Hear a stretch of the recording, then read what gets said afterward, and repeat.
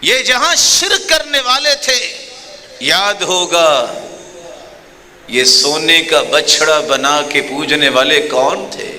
یہی لوگ تھے۔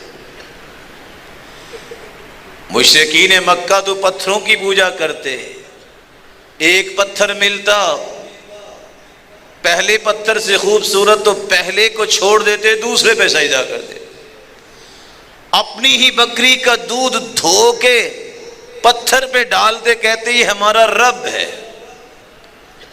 لیکن ان لوگوں نے تو گائے بنائی تھی، یہ بچڑا بنایا تھا سونے کا، اس کو پوجتے تھے۔ مکے والے تو بعد میں بنے۔ اللہ تعالیٰ نے دوسری صفت بھی بیان کی ہے، اللہ ذوالجلال پہ جھوٹ بولنا ان پر ختم ہے۔ دنیا کے اندر اگر سب سے زیادہ جھوٹ بولنے والا کوئی گروہ ہے اور وہ بھی اللہ پر، تو وہ یہودیوں کا گروہ ہے۔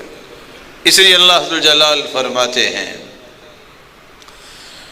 ذَلِكَ بِأَنَّهُمْ قَالُوا لَيْسَ عَلَيْنَا فِي الْأُمِّيِّينَ سَبِيلٌ وَيَقُولُونَ عَلَى اللَّهِ الْكَذِبَ وَهُمْ يَعْلَمُونَ۔ یہ اللہ ذوالجلال پہ جھوٹ بولتے، بات خود کریں گے خناس، کہیں گے کہ اللہ نے کہا ہے۔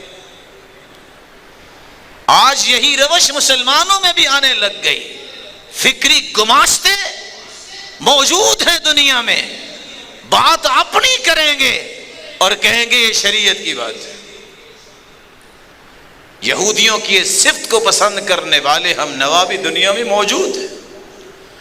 اور اللہ ذوالجلال نے شرک کے بعد جو سب سے بڑا گناہ بیان کیا ہے وہ یہ ہے کہ کوئی اللہ ذوالجلال پر جھوٹ باندھے۔